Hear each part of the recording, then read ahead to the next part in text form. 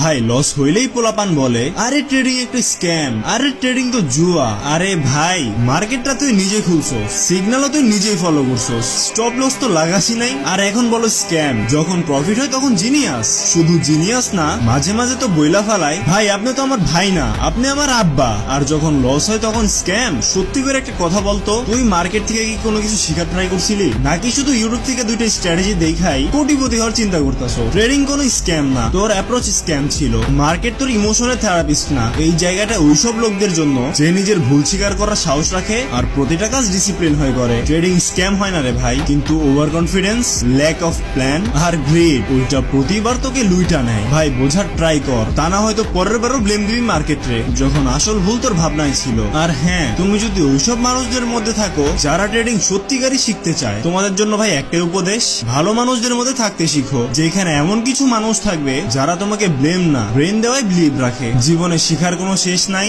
আমি কিন্তু কন্টিনিউয়াসলি শিখতে আসি। যদি আমার সাথে শিখতে চাও তাহলে চেক করো আমার টিকটকের বায়ো।